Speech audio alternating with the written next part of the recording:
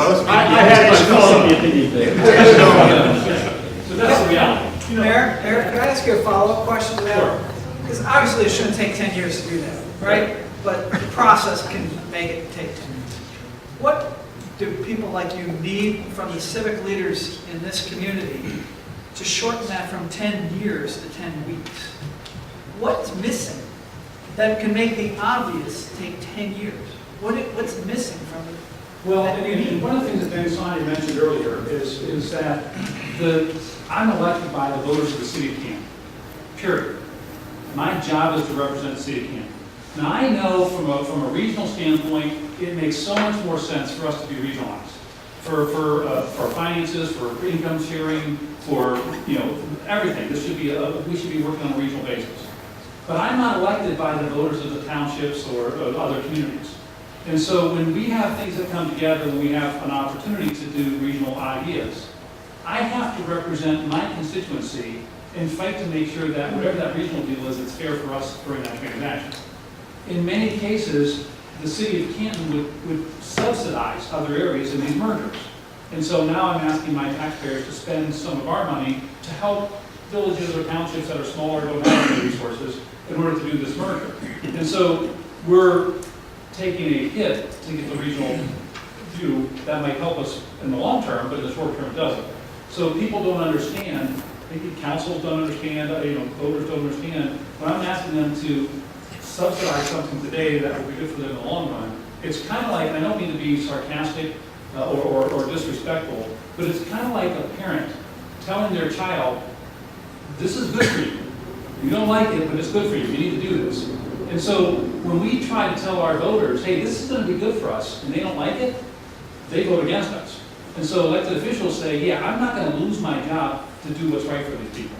So I'm going to let them say, if they don't want it, I'm going to back off and not do it. And so elected officials tend to not do what's good in the long run because it doesn't help them in the short run, which gets reelected. So the system is very, very challenging. But I can tell you that we need to have a different view on this, and the election process and the government leaders, it makes it really, really difficult. To Chris's question, I think before you can say what can we do, you have to have a thorough knowledge of where the problems lie. What's the risk and what's the reward? Obviously for that example, 10 years, there's something that somebody or some entity or some buddies told him up. What's that risk? What are they afraid of? What's the ultimate reward? And I think that's what you have to begin to look at, even as we look at discussion about more of a regional community here. What's the risk when you start talking about that? We have great school systems, and please believe me, I'm a large advocate of that. We have an education program within the chamber that advocates that. But let me just say this: when we had our first meeting, and Mike, maybe you remember this, we had our first meeting calling the 17 school districts together. There was a lot of angst. What is going on? What is the risk here? But and even with their success, we still have 17 school districts. Now, I don't know if that number should be 15 or 20. I'm just saying that you have to understand where some of those concerns and worries and parochial issues lie. So, the reward for the county, if we could collaborate better, is that we work as one. We have one strategy that may have many, many levels. I know that's really probably, but I mean, that's really, I think, the goal. What's the risk to get there? I think that's what we have to determine as a community. What is holding us back? And then we have to have elected leaders, business leaders, community leaders, bold enough to ask those questions, be honest enough to face those questions, and then be strong enough to push towards that resolve. I think, Paul, I would like to wrap by going back to Emily and asking,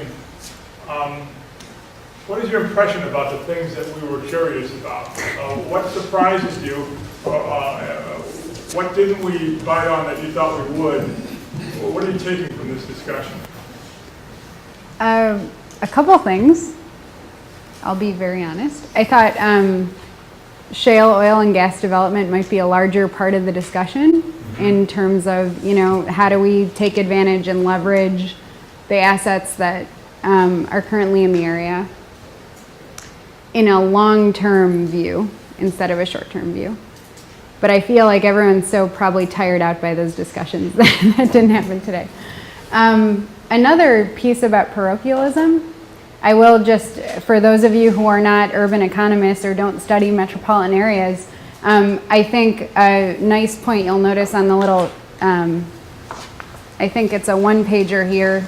When we talk about the metropolitan statistical area, it occurred to me that I didn't really define what that was for Canton, and it is Stark County and Carroll County, and it might be, as you guys are talking about kind of making the case for more collaboration and more cooperation across jurisdictions, I think it's good to use the data to your favor. And I say that because metropolitan areas are metropolitan areas because they encompass labor sheds.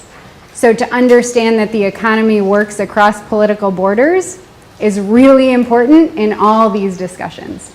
So if you're trying to affect things like innovation or education, to understand that these phenomena are not bound by jurisdictions is going to be really important. Those are my two main observations. I'm sure Bob might have others or other folks in the room, but yeah. Mark, did you? We're about to sit down, and Mark is about to sit down. Thank you very much for your cooperation. Yep.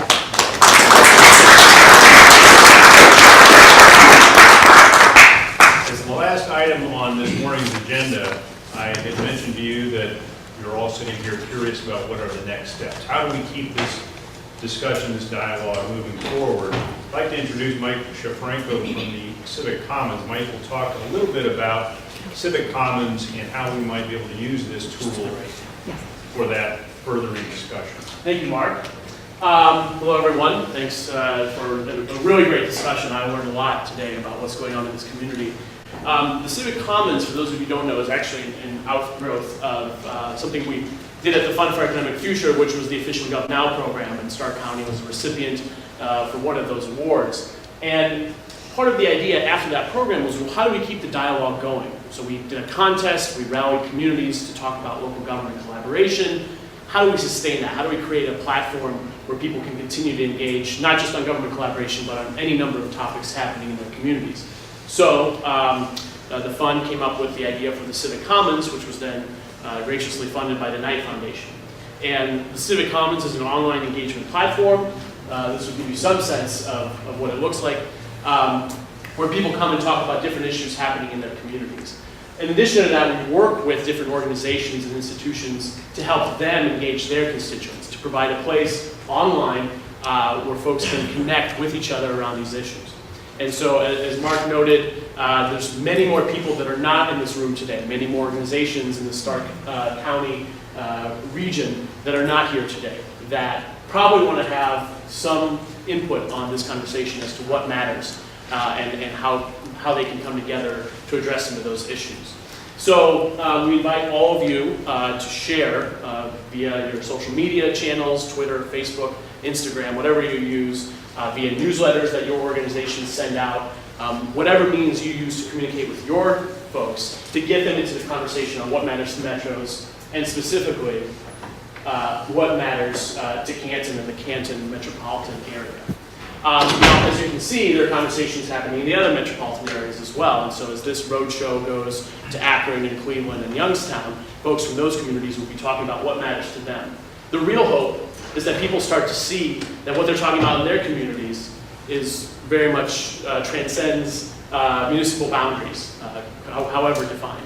And that I think what we'll start to see among all of these patterns is that what matters to Canton is really what matters to Akron. What matters to Akron really is what matters to Youngstown. Now, notwithstanding what Mayor Healy said about the challenges within 2 departments within one municipality, at least we can at least reinforce that the theme that really all the things that we're facing in Northeast Ohio are of a regional nature. And so how can we blow that up and try to have impact at that level while also addressing the issues in our local communities? So again, if you need any help, communicating messaging, or you need any sort of hyperlinks, the main one right there is the civiccommons.com/whatmatters. And it's on your one of your sheets. It's at the bottom there as well. Please, again, communicate that to all your constituents so that they know that they can get into this conversation. Are there any questions about Civic Commons or anything like that? Great. I look forward to seeing each and every one of you on in the next half hour. Thank you.